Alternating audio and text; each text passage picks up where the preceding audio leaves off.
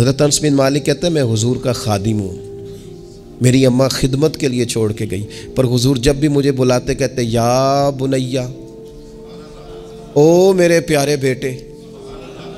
ये खादिम है घर में, बच्चा खिदमत गुजार, उसे भी ओ प्यारे बेटे, और पास बिठा के नसीहतें करते। हुजूर कहते देखना सुबह इस हाल में करना कि बुग़्ज़ ना हो किसी का, अंस मेरे बेटे ये भी मेरी सुन्नत है।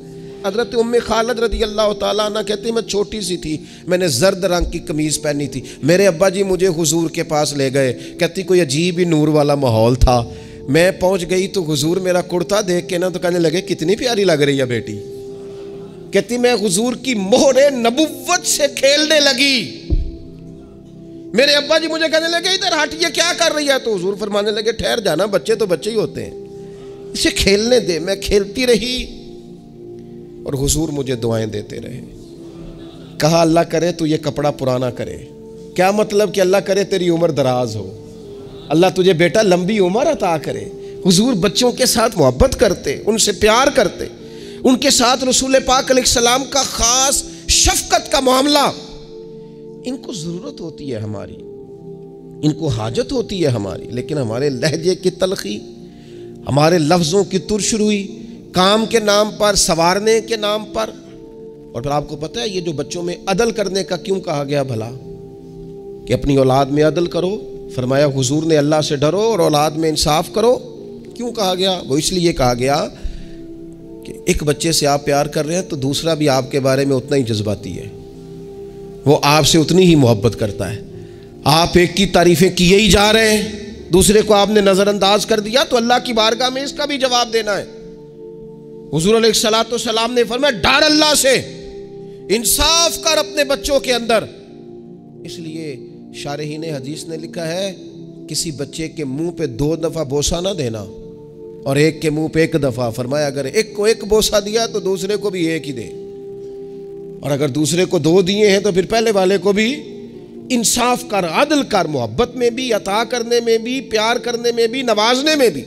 हर लिहाज से बाप की जिम्मेदारी है, माँ की जिम्मेदारी है कि वो इंसाफ का तराजू थामे, वरना हिसाब सिर्फ नमाजों का नहीं होगा, मोहब्बतों का भी होगा।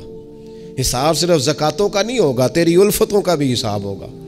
हिसाब सिर्फ तुझसे तेरे रोज़े हज ज़कात का नहीं लिया जाएगा, तेरी तवज्जुहात का भी हिसाब होगा क़यामत के दिन, कि यहाँ होनी चाहिए थी क्यों नहीं थी, इधर ज़्यादा क्यों थी, इधर ज़्यादा क्यों नहीं थी। इसलिए अपनी मरकज़ी हैसियत को हमेशा समझें, जानें। अपनी ज़िंदगी में इनके लिए थोड़ा दिल बड़ा करें, गुंजाइश पैदा करें।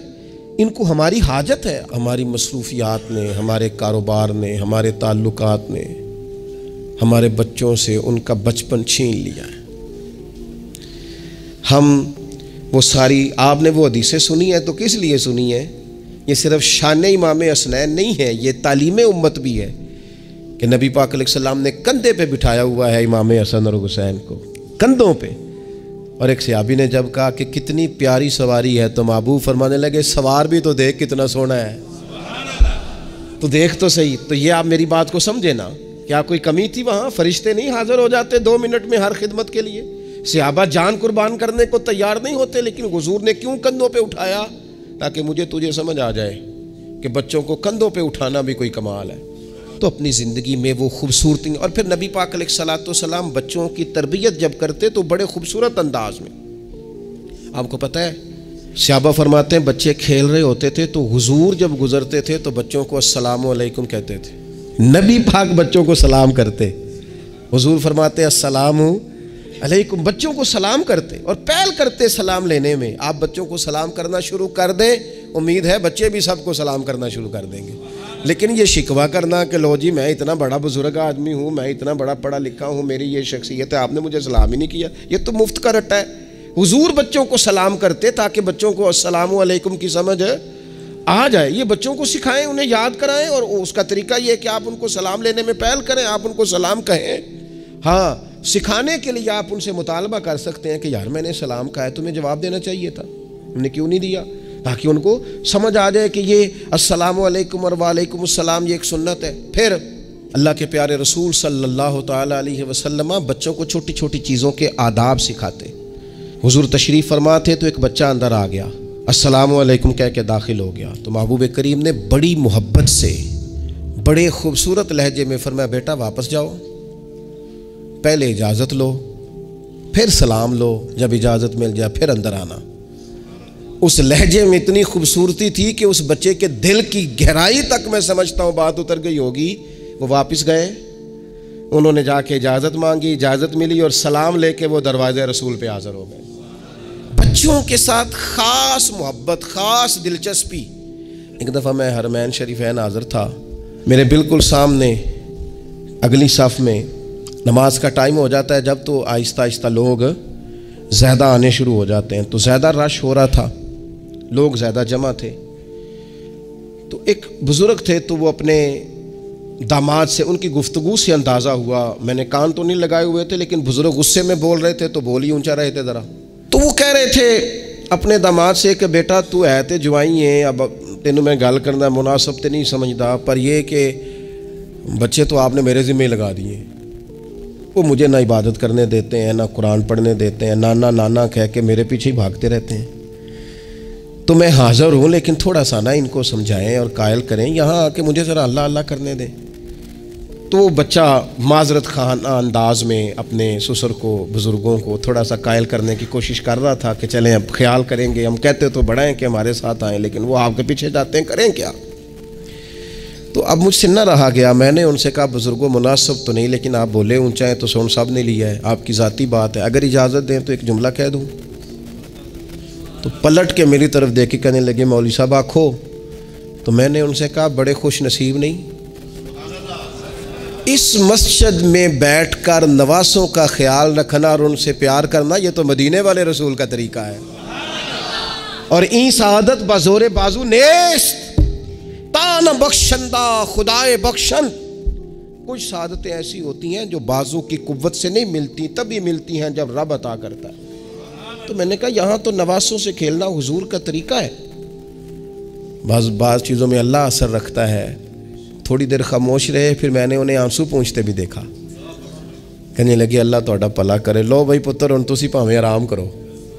बाज़ दफ़ा बातें वो नाराज़ भी हो सकते हैं, तो मैं तैयार था अगर वो नाराज़ होंगे तो मैं माजरत करूँगा, लेकिन थोड़ा सा ना एक बात मैंने ज़रूर करनी है आपसे।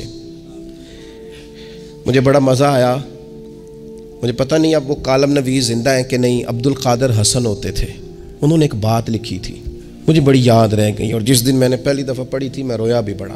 वो कहने लगे एक दफ़ा गवर्नर मदीना ने ना हुक्म दिया था कि छोटे बच्चे लोग मस्जिद में लेके आते हैं रोज़ा रसूल सल्लल्लाहु अलैहि वसल्लम पर, तो बच्चे कालीन ख़राब कर देते हैं, मुख्तलिफ़ किस्म की चीज़ें गिरा देते हैं। तो इस तरह करें कि बच्चों को मना किया जाए, और कम से कम मकामी लोगों को ज़रूर मना किया जाए कि वो बच्चों को लेके ना आए। उन्होंने लिखा था कि रात ही को उस शख्स को ख्वाब में रसूल पाक अलैहिस्सलाम की ज़ियारत नसीब हुई, और नबी पाक अलैहिस्सलाम ने गवर्नर से कहा तुम ना अपने कालीन उठा के ले जाओ, पर मेरी उम्मत के बच्चों को मेरे शहर से दूर कोई ना करे, इनको आने दो, ये अपने रसूल के पास आए, ले जाओ अपने कालीन उठाकर, अगर तुम्हारी समझ में नहीं आता, लेकिन बच्चों को कोई आने से मना न करे। क्या कहा था मेरे इमाम ने हुजूर के बचपन के बारे में? कहा था अल्लाह अल्लाह वो बचपने की फबन, उस खुदा भाती सूरत पे लाखों सलाम, और पतली पतली गुले कुद्स की पत्तियां, उन लबों की नज़ाकत पे लाखों सलाम, उनके मौला के उन पर करोड़ों दुरूद, उनकी हर खूब खसलत पे लाखों सलाम, हर अदा पर ही कुर्बान जाए। फरमाया ले जाओ उठा करके तुम अपना सामान, लेकिन कोई भी यहाँ से बच्चों को दूर, अगर इनसे हमारा प्यार होगा तो ये हमारी बात भी समझेंगे, लेकिन उस मोहब्बत में भी एतदाल हो। उस मोहब्बत का ये माना हरगिज़ नहीं है कि उस मोहब्बत में वो कोई नाफरमानी की बात भी करें तो हमने कबूल करनी है, और उस मोहब्बत में वो अगर तालीम व तरबियत से दूर हो जाएं तो उसे भी हमने कबूल करना है।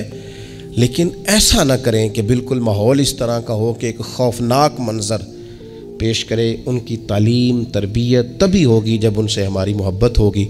अल्लाह ताला मुझे और आपको, हम सब को अपने अपने बच्चों की सही तरबियत की तौफ़ीक अता करे।